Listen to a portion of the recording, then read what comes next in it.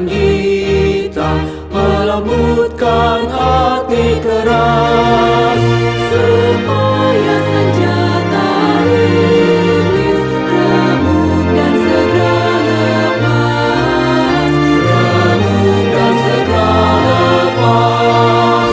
Karena gelap jadi remang pagi, dan remang jadi siang terang. Kuasa Kristus kan nyatalah, ramani dan cemerlang.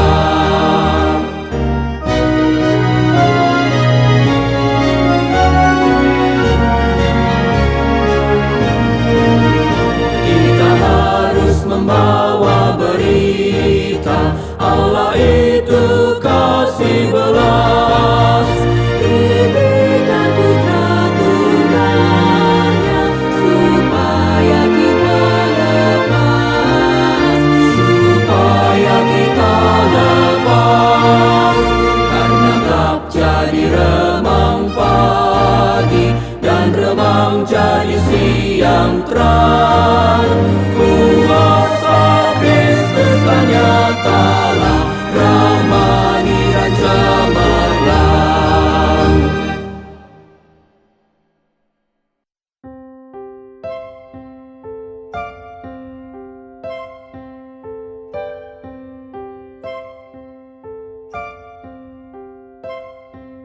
Suara Yesus ku dengar, hai mari yang penat, serahkanlah kepadaku bebanmu yang berat. Kepada Yesus Tuhanku, ku datang berserah. Jiwaku yang letih lesu dibuatnya lega.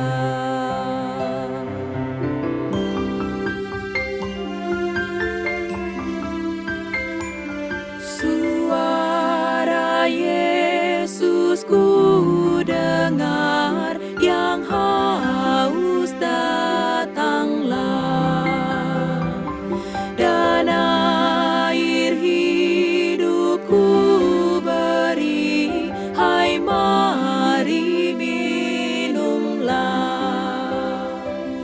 Kepada Yesus Tuhanku, ku datang berserah. Ku dapat air hayat dan hidup dalamnya.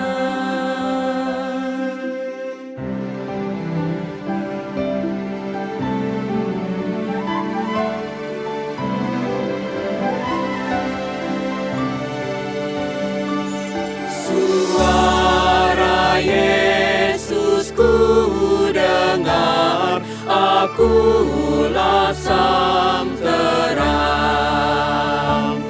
Lihatlah sinar wajahku, harimu cemerlang. Ku datang pada Tuhanku, mentari mulia. Seluruh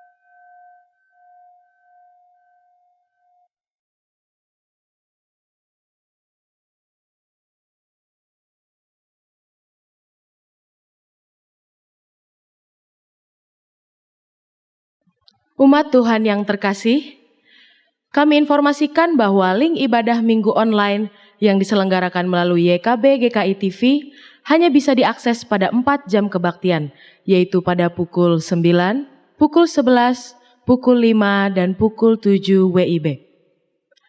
Dengan demikian, meskipun secara virtual, namun kita tetap dapat mewujudkan aspek persekutuan dengan beribadah bersama dalam waktu yang sama.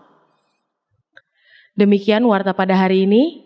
Mari kita persiapkan diri untuk memulai ibadah kita dengan bersaat teduh.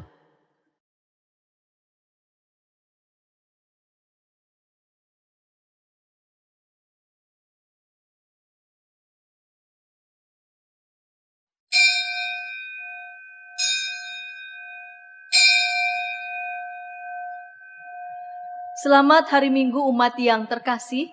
Dengan hati yang penuh sukacita, marilah kita datang ke hadapannya dengan sorak-sorai.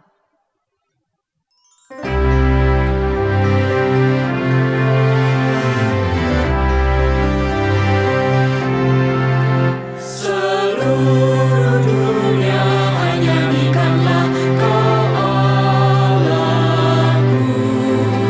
Setinggi langitlah pujian bergema, pun bumi tak lelah menaikkan sembah. Seluruh dunia nyanyikanlah Kau Allahku.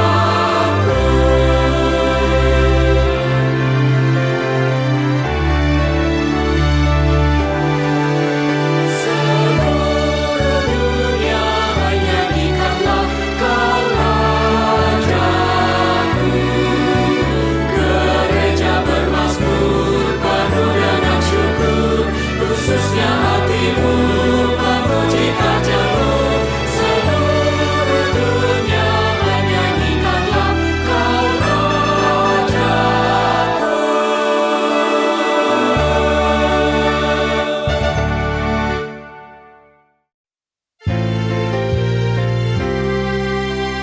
Pertolongan kita adalah dalam nama Tuhan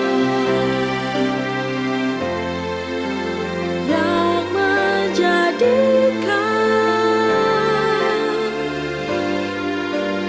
langit dan bumi.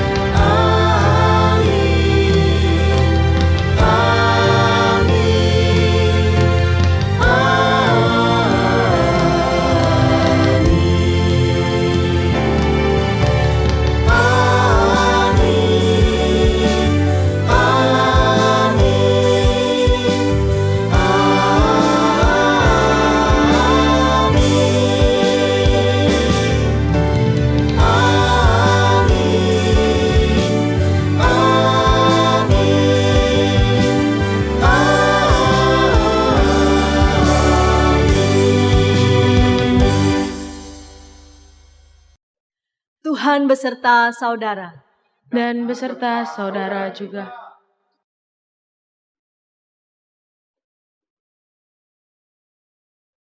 Umat terkasih, perjalanan 1000 mil selalu dimulai dari langkah pertama.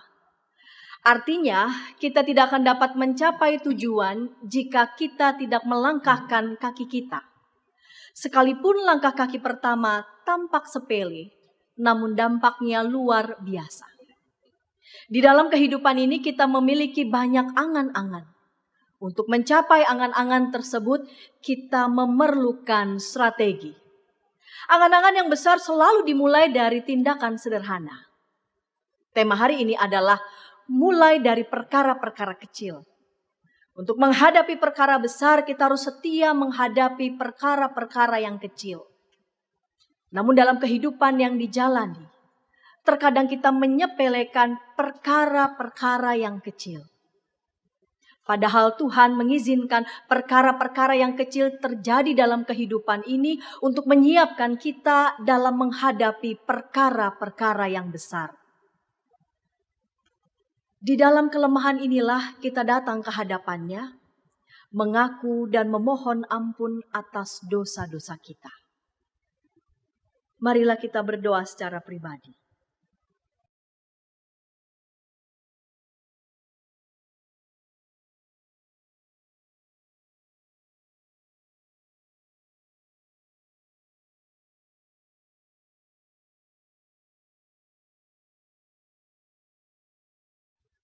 Bapa di dalam sorga, puji dan syukur kami haturkan kepadamu. Engkau setia menemani kami di setiap waktu dan tempat. Engkau senantiasa memberkati kami dan keluarga kami, baik dalam hal-hal besar maupun dalam hal-hal kecil. Ampunilah kami, ya Allah, jika kami gagal untuk menjadi gambar dan rupa-Mu. Kami kadang menyepelekan hal-hal kecil dan hanya ingin menanti dan melihat hal-hal besar. Kami hanya terpaku pada mujizat-mujizat besar, tetapi abai pada mujizat-mujizat kecil yang hadir di dalam keseharian kami. Ampunilah kami, ya Bapa. Dengarkanlah doa kami. Sebab doa ini kami naikkan di dalam nama anak-Mu yang tunggal, Tuhan kami Yesus Kristus. Amin.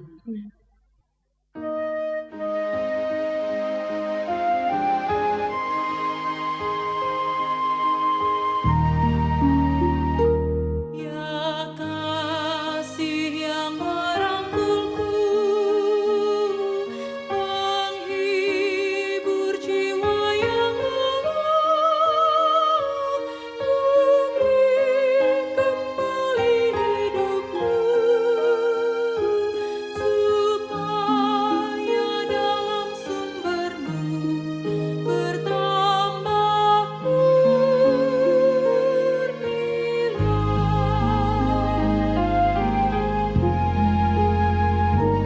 Ya cahaya yang terang benderang, penyuluh di jalan gelap, labur hatiku yang remang,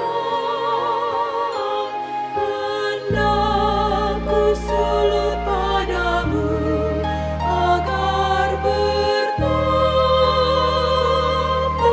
terang.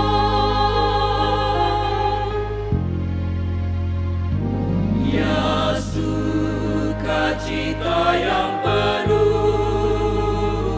di balik tangis dan derang, sentiasa Kau menantiku. Ku yakin setelah gelap bersinar surya terang.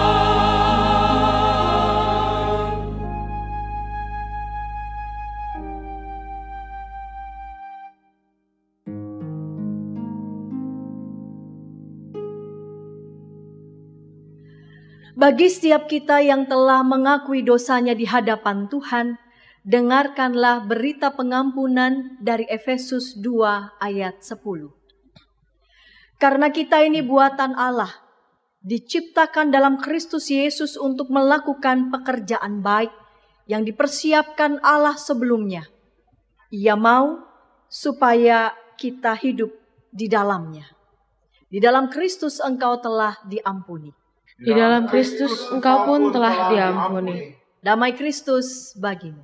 Damai Kristus bagimu juga.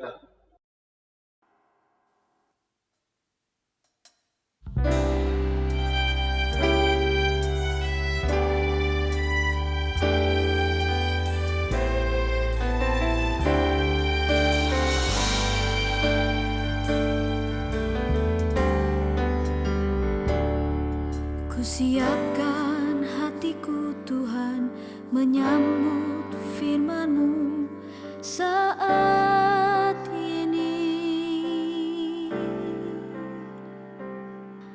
Aku sujud menyembah Engkau dalam hadirat-Mu saat ini. Curahkanlah pengurapan-Mu kepada umat-Mu saat ini. Ku siapkan hatiku Tuhan mendengar firman-Mu. Firman-Mu Tuhan tiada berubah sejak semulanya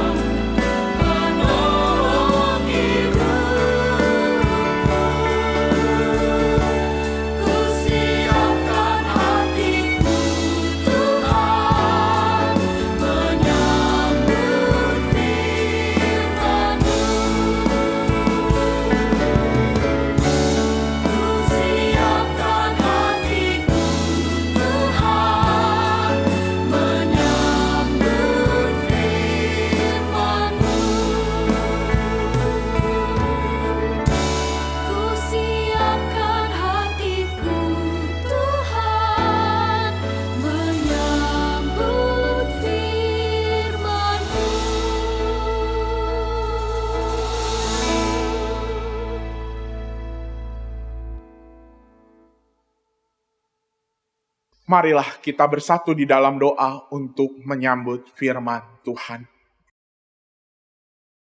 Sungguh ya Tuhan, firman-Mu yang kami kenal melalui Tuhan Yesus Kristus sungguh tidak berubah dari dulu, kini, dan bahkan selama-lamanya.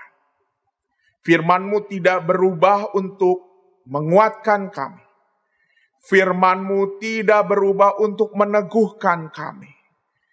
Firman-Mu tidak berubah untuk tetap menyatakan kasih sayang-Mu yang kekal pada kami semua. Maka itu ya Tuhan, saat ini kami siap menyambut firman. Kami siap untuk memahami, kami siap untuk mencernanya. Dan bahkan kami juga siap untuk diubah ketika kami melakukannya di dalam kehidupan sehari-hari. Di dalam nama Tuhan Yesus, Sang Firman yang hidup, kami berdoa. Amin.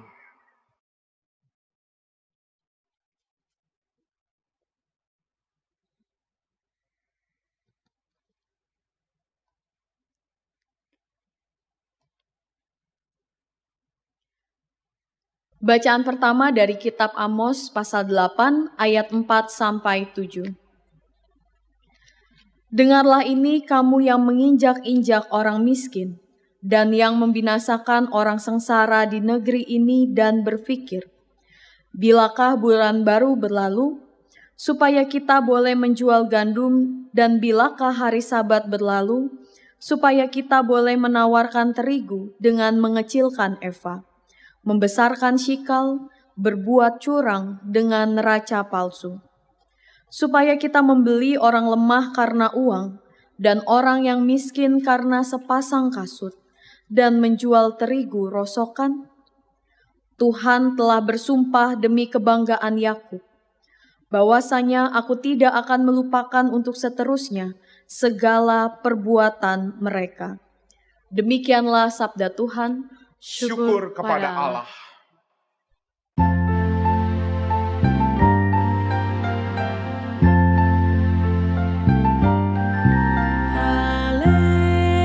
Haleluya, pujilah Tuhan, hai hamba-hambanya, pujilah Tuhan. Haleluya, pujilah Tuhan, hai hamba-hambanya, pujilah Tuhan. Kiranya nama Tuhan dimasyurkan kini dan selama-lamanya. Dari terbit mentari sampai terbenam, terpujilah nama Tuhan.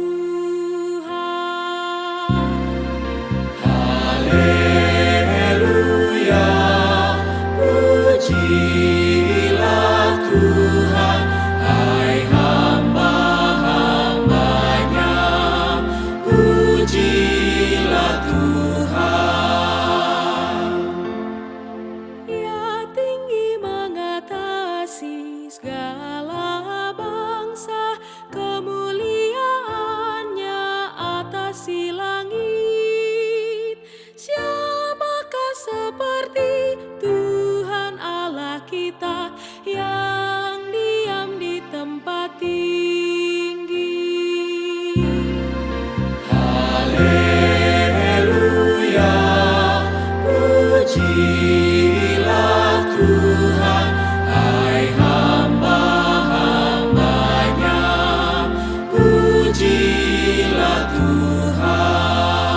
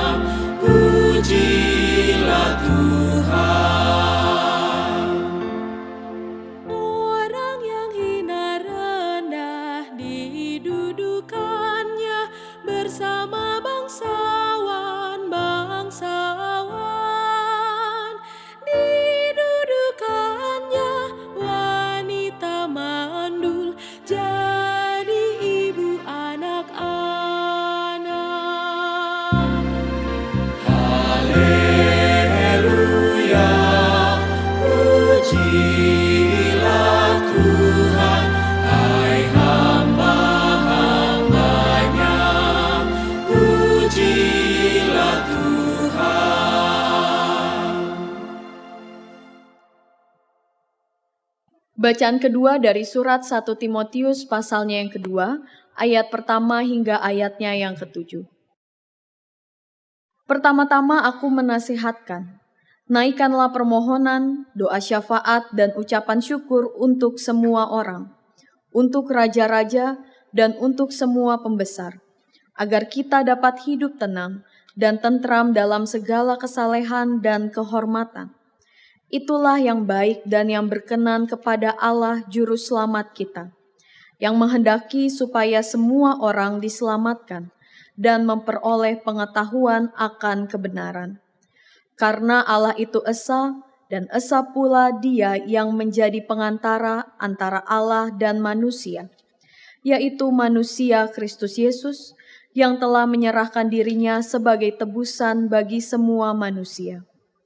Itu kesaksian pada waktu yang ditentukan. Untuk kesaksian itulah aku telah ditetapkan sebagai pemberita dan rasul. Yang kukatakan ini benar, aku tidak berdusta, dan sebagai pengajar orang-orang bukan Yahudi dalam iman dan kebenaran. Demikianlah sabda Tuhan. Syukur pada Allah. Mari kita berdiri, kita menyambut Injil Tuhan kita Yesus Kristus menurut Lukas pasal 16 ayat 1 sampai 13. Dan Yesus berkata kepada murid-muridnya, ada seorang kaya yang mempunyai seorang bendahara. Kepadanya disampaikan tuduhan bahwa bendahara itu menghamburkan miliknya. Lalu ia memanggil bendahara itu dan berkata kepadanya, apakah yang kudengar tentang engkau? Berilah pertanggungan jawab atas urusanmu, sebab engkau tidak boleh lagi bekerja sebagai bendahara. Kata bendahara itu di dalam hatinya, apakah yang harus aku perbuat? Tuanku memecat aku dari jabatanku sebagai bendahara. Mencangkul aku tidak dapat, mengemis aku malu. Aku tahu apa yang akan aku perbuat, supaya apabila aku dipecat dari jabatanku sebagai bendahara, ada orang yang akan menampung aku di rumah mereka. Lalu ia memanggil seorang demi seorang yang berhutang kepada tuannya. Katanya kepada yang pertama, berapakah hutangmu kepada tuanku? Jawab orang itu, 100 tempayan minyak. Lalu katanya kepada orang itu, inilah surat hutangmu. Duduklah dan buat surat hutang lain sekarang juga, 50 tempayan. Kemudian ia berkata kepada yang kedua, dan berapakah hutangmu? Jawab orang itu, 100 pikul gandum. Katanya kepada orang itu, inilah surat hutangmu, buatlah surat hutang lain, 80 pikul. Lalu tuan itu memuji bendahara yang tidak jujur itu, karena ia telah bertindak dengan cerdik. Sebab anak-anak dunia ini lebih cerdik terhadap sesamanya daripada anak-anak terang. Dan aku berkata kepadamu, ikatlah persahabatan dengan mempergunakan mamon yang tidak jujur, supaya jika mamon itu tidak dapat menolong lagi, kamu diterima di dalam kemah abadi. Barang siapa setia dalam perkara-perkara kecil, ia setia juga dalam perkara-perkara besar. Dan barang siapa tidak benar dalam perkara-perkara kecil, ia tidak benar juga dalam perkara-perkara besar. Jadi, jikalau kamu tidak setia dalam hal mamon yang tidak jujur, siapakah yang akan mempercayakan kepadamu harta yang sesungguhnya? Dan jikalau kamu tidak setia dalam harta orang lain, siapakah yang akan menyerahkan hartamu sendiri kepadamu? Seorang hamba tidak dapat mengabdi kepada dua tuan. Karena jika demikian, ia akan membenci yang seorang dan mengasihi yang lain. Atau ia akan setia kepada yang seorang dan tidak mengindahkan yang lain. kamu tidak dapat mengabdi kepada Allah dan kepada Mamon. Demikianlah Injil Tuhan kita Yesus Kristus. Berbahagialah setiap kita yang mendengarkan firman Allah dan yang memeliharanya. Haleluya.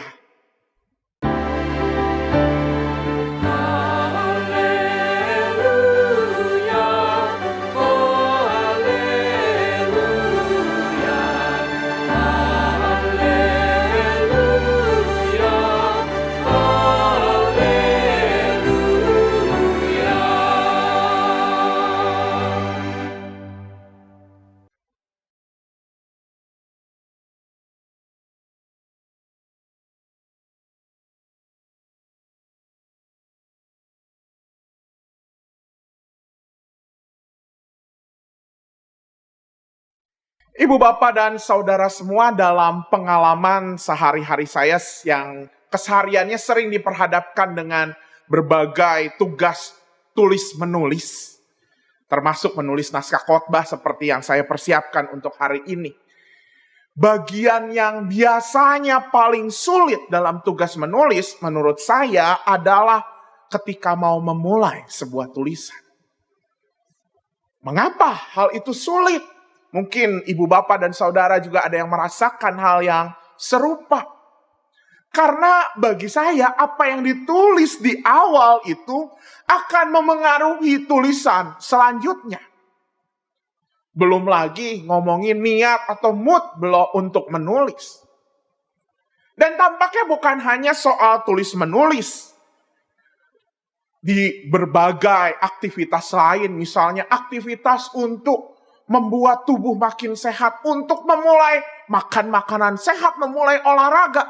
Itu adalah suatu hal yang enggak mudah. Memulai kebiasaan baru. Memang pekerjaan memulai, aktivitas memulai alias start itu, titik start itu vital. Tetapi memang enggak mudah untuk memulainya. Tapi kita juga enggak bisa membantah bahwa titik start tersebut akan berpengaruh, akan menentukan langkah berikutnya.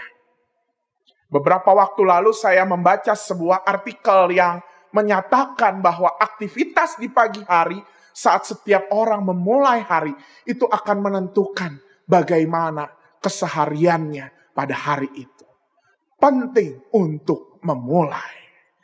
Dan oleh karena itu, karena memang memulai sesuatu itu menjadi hal yang penting, itu juga yang disadarkan, itu juga yang disadari oleh Yesus.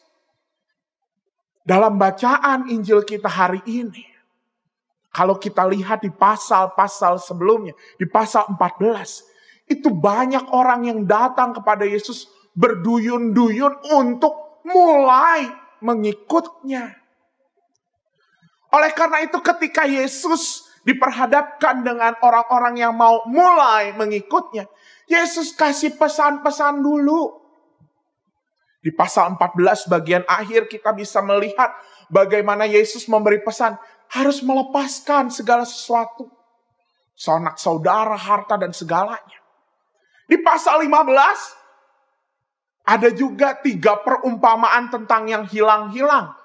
2 perumpamaan kita bahas di minggu lalu, dirham yang hilang dan domba yang hilang. Dan hari ini pun masih menjadi bagian dari nasihat Yesus kepada setiap orang yang mau mulai mengikutnya. Perumpamaan tentang bendahara yang tidak jujur. Selain kepada mereka yang mau mulai mengikutnya, nasihat ini juga, perumpamaan ini juga diperdengarkan pada orang-orang Farisi dan ahli Taurat yang juga sama-sama turut mau mendengar khotbahnya Yesus itu seperti apa. Orang Farisi dan ahli Taurat yang di pasal 15 awal disebutkan sedang bersungut-sungut karena mereka enggak suka Yesus mengizinkan para pengikutnya merupakan orang-orang berdosa dan bahkan para pemungut cukai. Memangnya apa sih isi khotbah Yesus? Memangnya apa sih isi nasihat Yesus? Yang menjadi nasihat ini nih, yang harus dilakukan untuk memulai sesuatu dalam hal ini, untuk memulai mengikut Tuhan Yesus. Dan bahkan ini juga menyapa kita, bagaimana kita bisa memulai supaya kita bisa mengikut Tuhan dengan sukacita. Ibu bapak dan saudara semua, untuk menjawab hal itu, firman Tuhan hari ini memperjumpakan kita dengan perumpamaan yang menarik. Lembaga Alkitab Indonesia memberi judulnya adalah Bendahara yang Tidak Jujur. Mengapa saya menyebutnya menarik? Karena perumpamaan ini menurut beberapa ahli dan bahkan beberapa orang ketika saya berdiskusi, ini cukup problematis.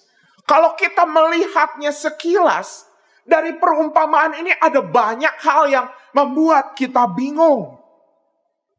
Saya coba mendatai kebingungan pertama ketika saya membaca juga mempersiapkan ini. Kebingungan pertama, kenapa ya kemudian kalau kita lihat kok sang Tuhan ini memuji bendahara yang tidak jujur itu. Itu kita bisa lihat tadi di ayat 9, di ayat 8 dan ayat 9.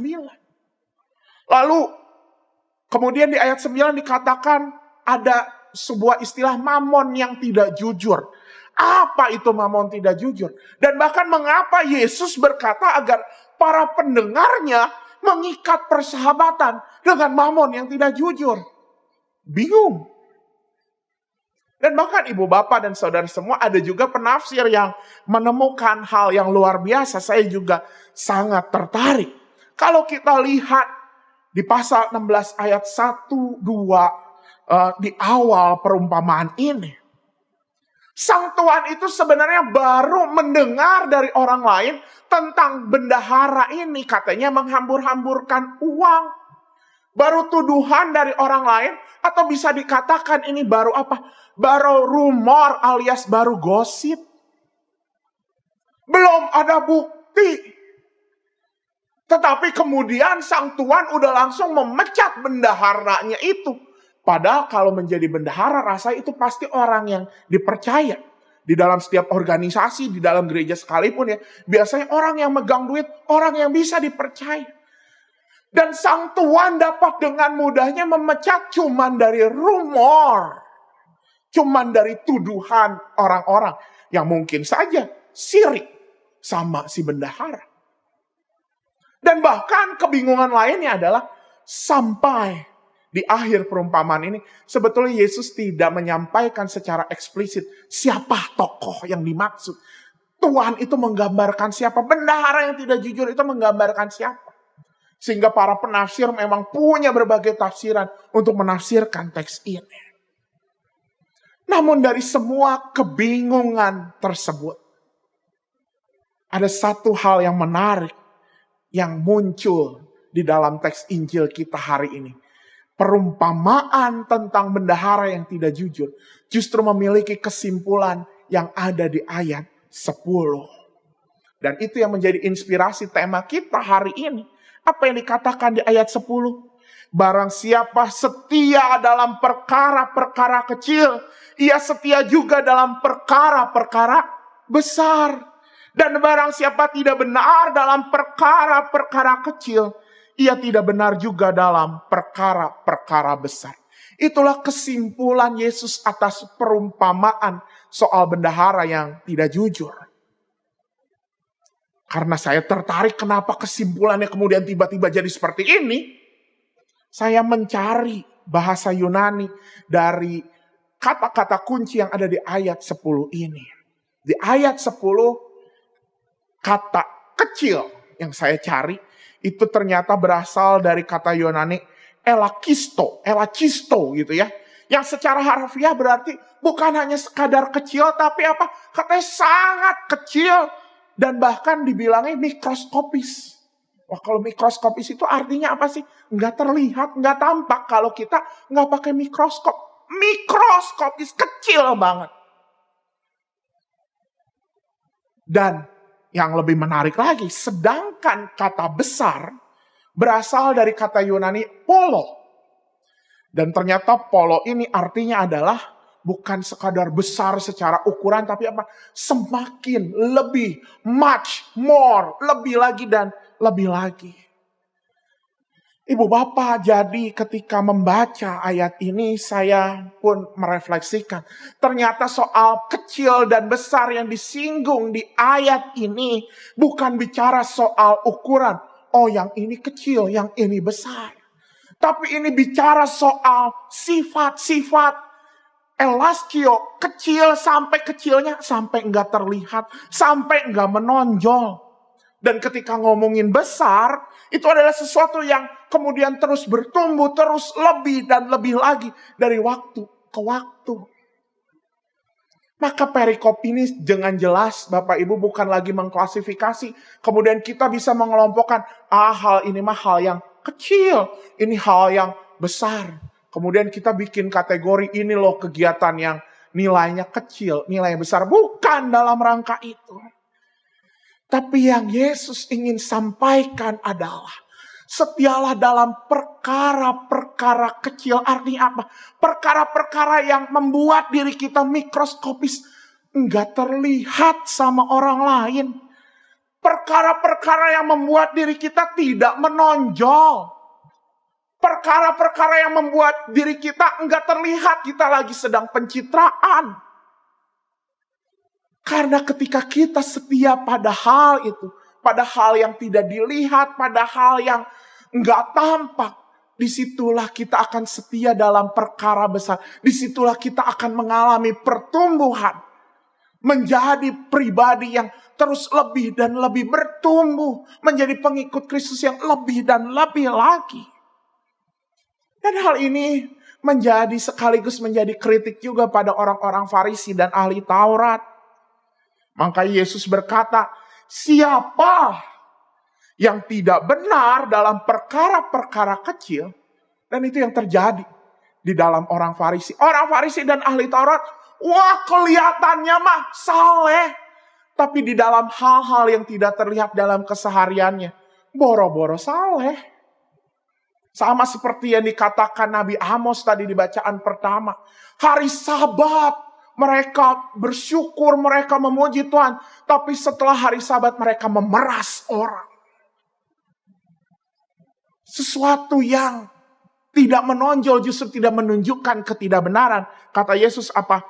Maka ia juga tidak benar dalam perkara-perkara besar. Maka sesungguhnya pemujaan dia, pujian dia, itu semua gak berguna. Itu semua bohong besar, pembohongan publik. Maka ibu bapak dan saudara semua, ternyata inilah yang ingin disampaikan Tuhan Yesus. Ketika kita mau memulai perjalanan spiritual kita sebagai murid Kristus. Kita perlu setia dalam perkara elakisto. Perkara kecil dalam hal apa? Mengecilkan diri. Tidak menonjolkan diri. Bahkan tadi ya seperti mikroskop ada. Tetapi sampai enggak terlihat. Jangan apapun perbuatan kita jangan membuat diri kita, ego diri kita yang menonjol. Mengikut Kristus dimulai ketika kita tidak mengutamakan diri sendiri. Dan tidak mengutamakan kepentingan pribadi. Ini yang menjadi poin utama dari firman Tuhan hari ini. Dengan pemahaman ini, kemudian kita pun akhirnya bisa memahami perumpamaan yang tadi yang bikin kita bingung itu tadi ya. Di balik perumpamaan bendahara yang tidak jujur, apa sih maksudnya? Sejujurnya perumpamaan tersebut malah menjadi pengingat, malah menjadi reminder kepada kita agar kita tidak menjadi pribadi yang suka menonjol dan akhirnya gagal untuk memulai ziarah iman kita sebagai pengikut Kristus. Apa saja tuh yang membuat kita bisa tergoda, bisa terjebak, akhirnya menjadi pribadi yang terus menonjol. Yang pertama kita lihat dari Sang Tuan. Tadi kalau kita ingat sang penafsir, ada penafsir yang berkata, Tuhan ini kok gampang banget percaya sama kabar gosip, lalu langsung menuduh dan langsung memecat bendahara tersebut. Artinya apa? Sang Tuhan udah merasa dirinya yang benar. Tanpa mendengar penjelasan, tanpa klarifikasi, udah langsung menghakimi, lu salah, lu dipecat. Dan ternyata ini godaan pertama. Untuk kita tidak menjadi pribadi yang kecil. Pribadi yang setia dalam perkara-perkara kecil. Pribadi yang justru akhirnya tergoda untuk terus menonjolkan diri. Yaitu pribadi yang selalu merasa dirinya sudah benar atau bahkan paling benar. Dan ini menjadi refleksi kita, ibu bapak dan saudara semua. Apakah ketika kita mulai perziarahan iman kita untuk mengikut Kristus, udah dibarengi dengan sebuah sikap, saya bukan pribadi yang paling benar. Atau bahkan justru yang terjadi ketika saya mengikut Kristus, kemudian kita merasa diri paling benar, dan kemudian kita berhak untuk melakukan segala sesuatu kepada orang-orang yang belum mengikut Kristus. Kita merasa udah yang paling hebat, udah paling selamat sendiri. Pengikut Kristus bukanlah pribadi yang suka menonjolkan diri. Pengikut Kristus bukanlah pribadi yang suka merasa dirinya benar sendiri. Justru ketika kita punya panggilan ini, kita harusnya menjadi pribadi yang lebih menyediakan diri untuk mendengar. Sebelum menghakimi, kita mau memberikan ruang pada orang klarifikasi dulu. Dan mungkin ketika ada di dalam pergumulan, kita nggak langsung terburu-buru menjawab. Kita belum dapat mendengar apapun. Tapi kita bisa menjawab, merespons dengan lebih bertanggung jawab. Nggak apa-apa late response, tapi itu bertanggung jawab. Nggak harus reaktif jadi orang untuk menghakimi dan menilai orang lain. Ini peringatan pertama supaya diri kita tidak menonjol. Jangan seperti tuan yang di bendahara tersebut yang kemudian langsung memecat. Langsung mengatakan tidak padahal belum mendengar. Itu yang pertama. Yang kedua, bagaimana supaya diri kita juga tidak menonjol? Mari kita lihat bendahara yang disebut oleh Alkitab sebagai bendahara yang tidak jujur. Sejujurnya ketidakjujurannya itu terjadi ketika apa sih?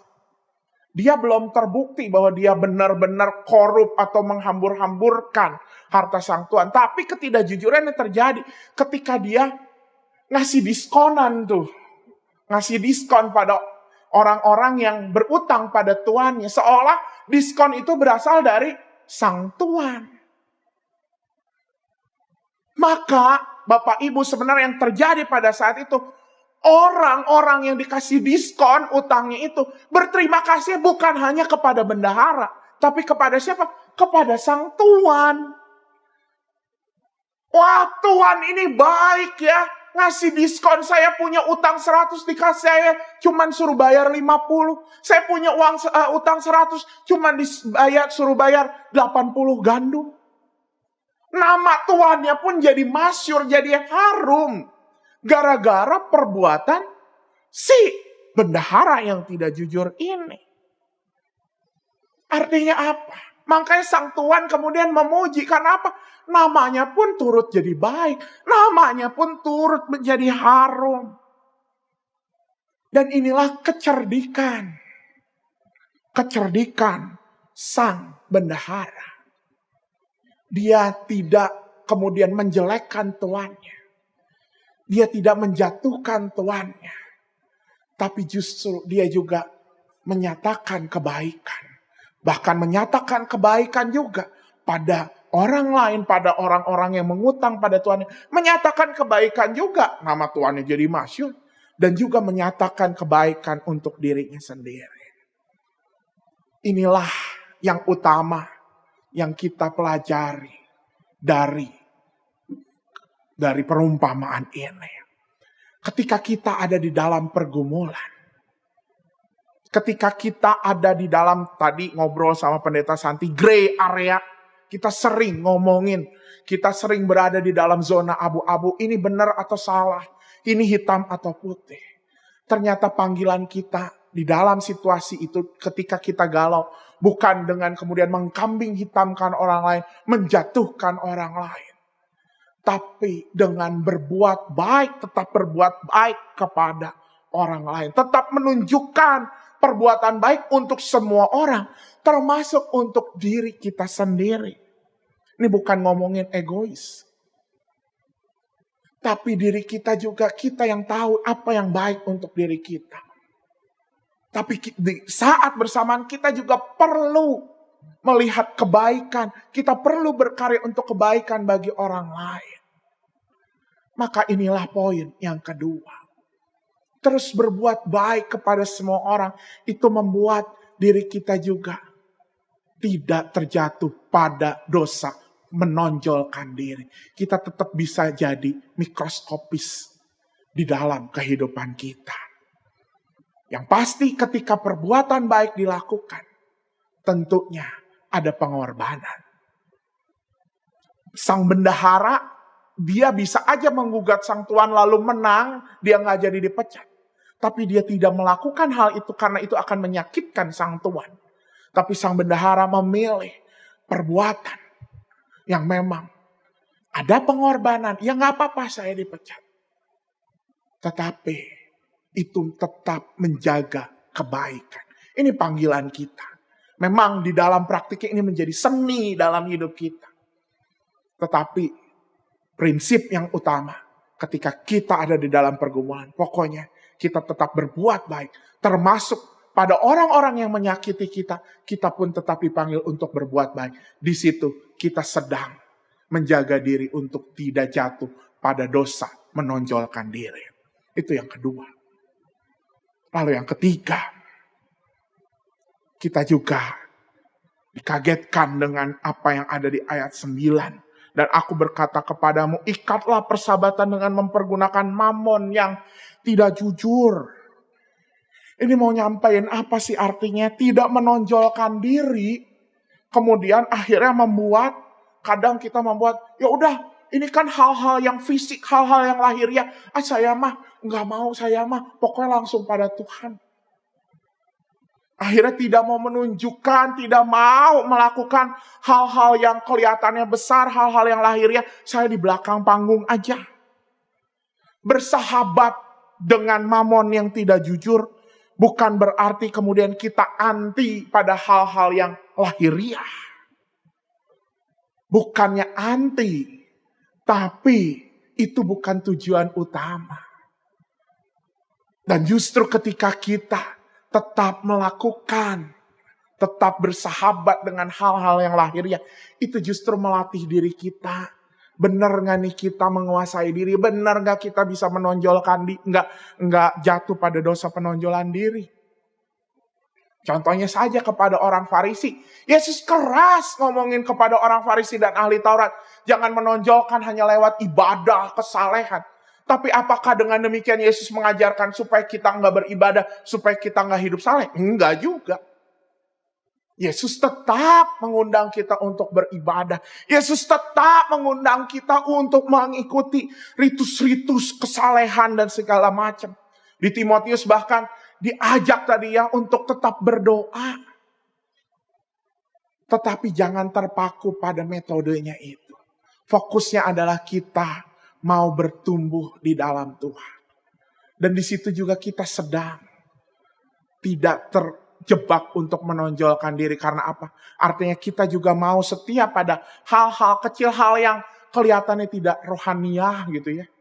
Bukan berarti kemudian jadi pribadi yang mau terus berfokus, tidak mau menonjolkan diri. Akhirnya di tengah dunia yang seperti ini kita nggak mau pakai uang. Wah, itu sama saja bunuh diri. Nggak mau investasi, boleh investasi. Tapi cari sesuatu yang bertanggung jawab. Atau bahkan dalam kehidupan rohania. Saya nggak mau menonjolkan diri. Karena itu saya ibadahnya di rumah terus.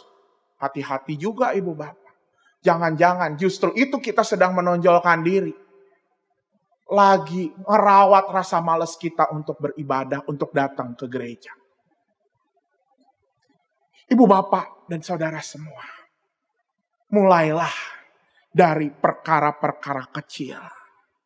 Mulailah pertumbuhan iman kita dengan mengikut Kristus, dengan kita mengecilkan ambisi kita, mengecilkan apa yang menjadi keinginan kita, sampai tidak tampak seperti mikroskopis tadi, perkara kecil. Jangan menjadi pribadi yang menonjol. Itu adalah titik start dari seorang pengikut Kristus. Memang sulit, namun ingat, ini adalah awal. Jangan pernah berpikir, saya nanti aja.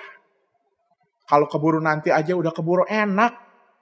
Nanti di tengah perjalanan bisa ganti arah. Hati-hati. Langkah pertama menentukan siapa diri kita. Apakah kita memang mau membentuk diri menjadi pengikut Kristus? Atau justru menjadi pribadi yang terus menonjolkan diri sendiri. Kiranya Tuhan yang memampukan kita, mengingatkan kita untuk memulainya dari hal-hal kecil. Tuhan memberkati. Amin.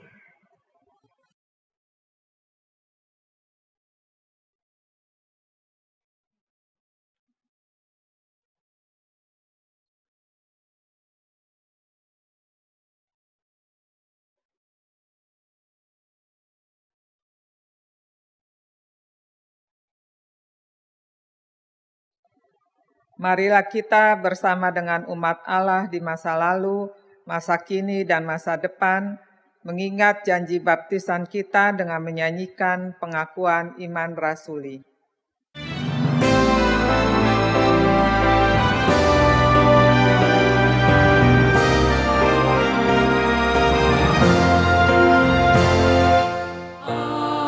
Aku percaya kepada Allah,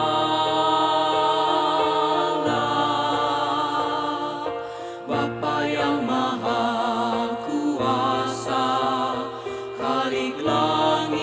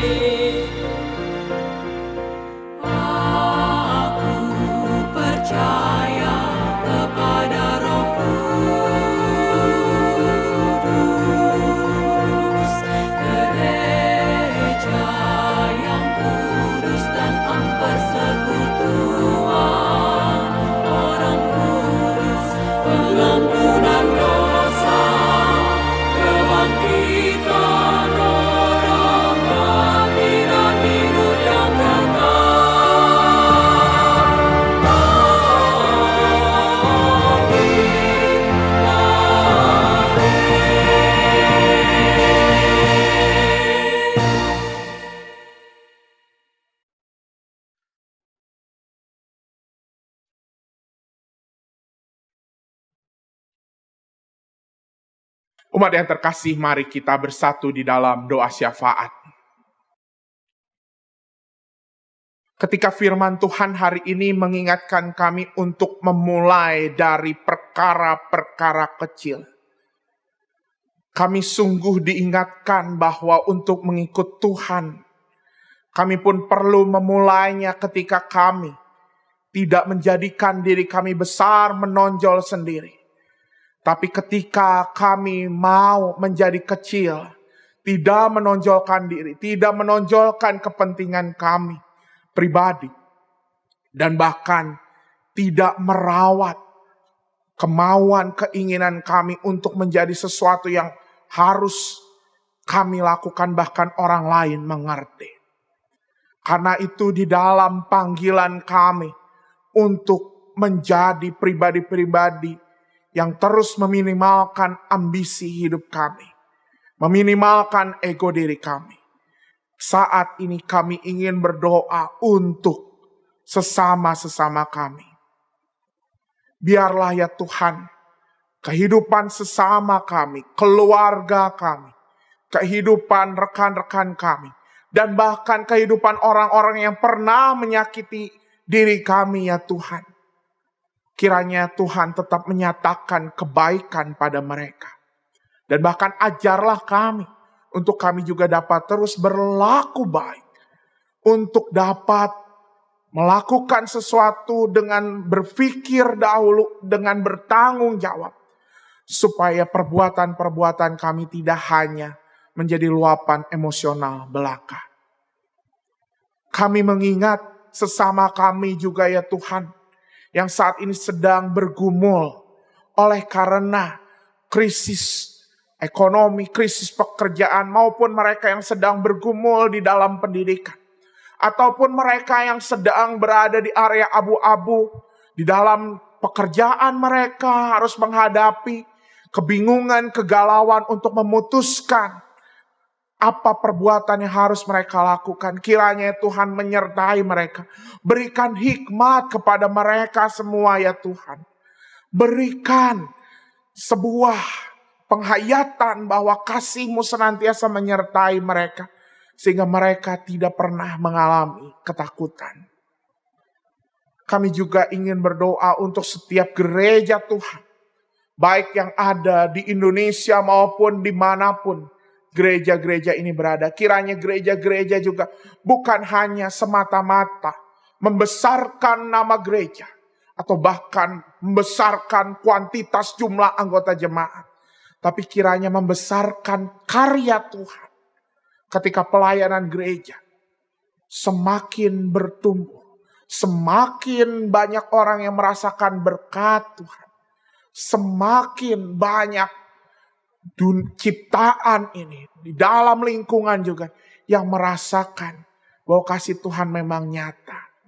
Kiranya gereja-Mu dapat terus bertumbuh untuk menyatakan karya-karya Tuhan di tengah dunia ini. Kami berdoa juga ya Tuhan untuk dunia ini, pulihkanlah dunia ini dari segala krisis yang ada. Krisis yang diakibatkan oleh wabah penyakit. Krisis yang diakibatkan oleh peperangan. Krisis yang diakibatkan oleh kerusakan iklim. Kerusakan musim. Tuhan, sertai kami semua juga. Agar kami juga turut serta dapat menjadi pengikut Kristus yang menyayangi dunia ini. Inilah doa kami ya Tuhan. Doa yang jauh dari sempurna. Tapi kami tahu Tuhan mendengarkannya. Dan bahkan Tuhan menyambut setiap seruan doa kami ini. Di dalam nama Tuhan Yesus Kristus. Tuhan yang telah mengajar kami berdoa. Bapa kami yang di surga, dikuduskanlah namamu. Datanglah kerajaan-Mu. Jadilah kehendak-Mu di bumi seperti di surga. Berikanlah kami pada hari ini makanan kami yang secukupnya, dan ampunilah kami akan kesalahan kami, seperti kami juga mengampuni orang yang bersalah pada kami. Dan janganlah bawa kami dalam pencobaan, tetapi lepaskanlah kami dari yang jahat. Karena Engkaulah yang punya kerajaan, dan kuasa, dan kemuliaan, sampai selama-lamanya. Amin.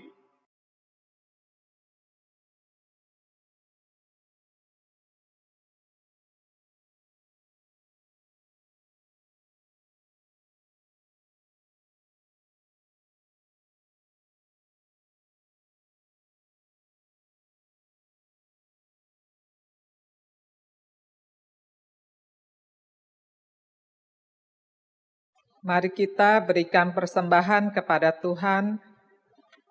Mazmur 4 ayat ke-6 menyatakan, persembahkanlah korban yang benar dan percayalah kepada Tuhan. Saudara-saudara dapat mengirimkan persembahan ke rekening gereja masing-masing.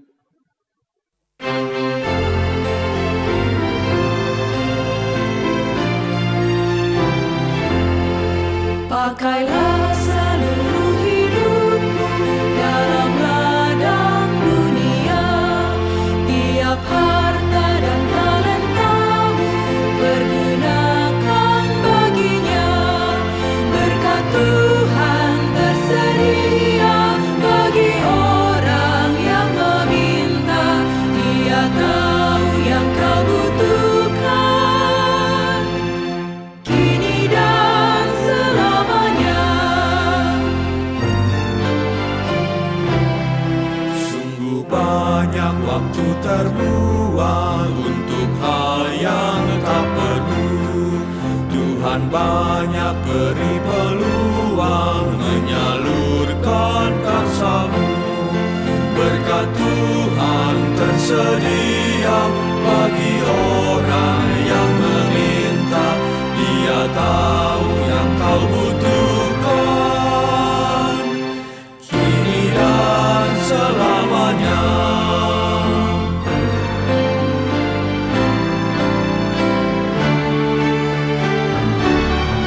Ingatlah akan Penciptamu pada masa mudamu, sebelum tiba hari tua, persembahkan karyamu.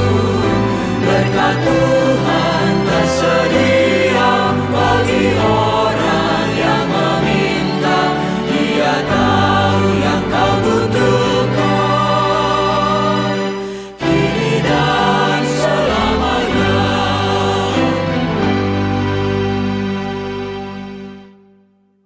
Mari kita berdoa. Bapa di surga, kami mengucap syukur untuk setiap berkat-Mu yang Kau berikan kepada kami. Saat ini kami telah memberikan persembahan syukur kami kepadamu.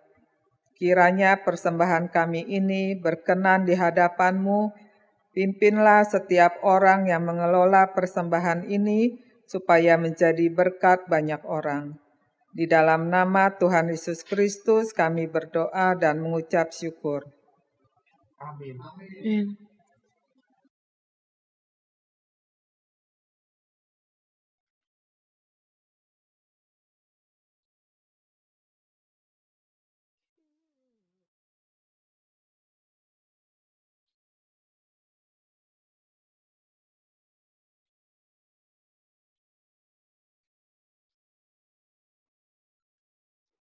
Ibu, bapak, dan saudara semua menjadi murid Kristus yang bertanggung jawab bukanlah perkara yang mudah. Namun mulailah segalanya dari hal-hal kecil. Tetaplah setia melakukan perkara yang kecil saat kita tidak mau menonjolkan diri, agar kita mampu menghadapi hal yang besar dan terus bertumbuh di dalam kasih-Nya. Mulailah dari diri kita sendiri, dengan hidup jujur dan melakukan yang terbaik dalam hikmat Tuhan.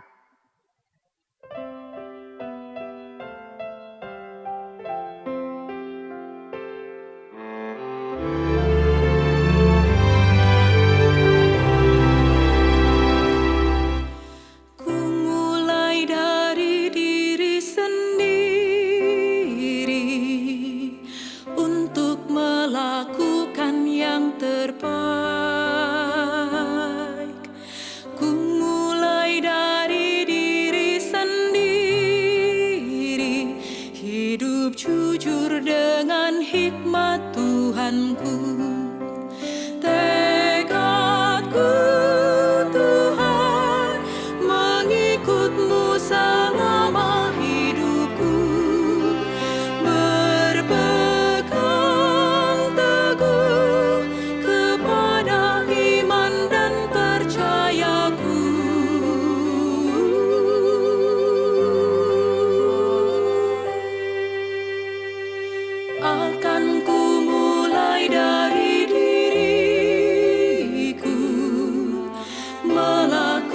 dan sikap yang benar.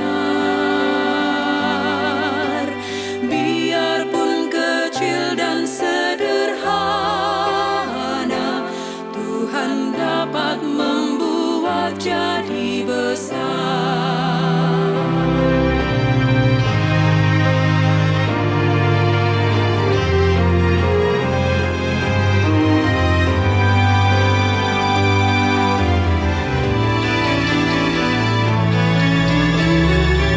Mulai dari keluargaku, menjadi pelaku firman-Mu, selalu mendengar tuntunan Tuhan, berserah pada rencana kasih-Mu.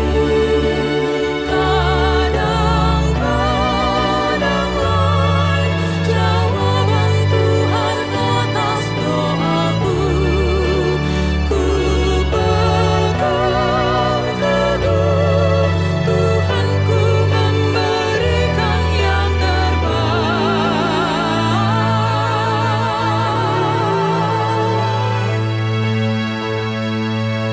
Mulai dari keluargaku, hidup memancarkan kasih-Mu. Walau ku lemah dan tidak layak, kuasa Tuhan menguatkan diriku.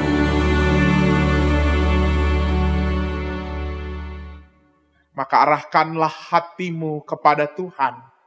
Kami mengarahkan hati kami kepada Tuhan. Jadilah saksi Kristus. Syukur kepada Allah, Terpujilah Tuhan. kini dan selamanya.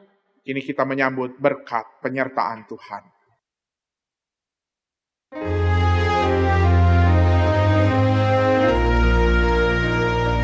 Kasih karunia dari Allah Bapa dan Anak dan Roh Kudus,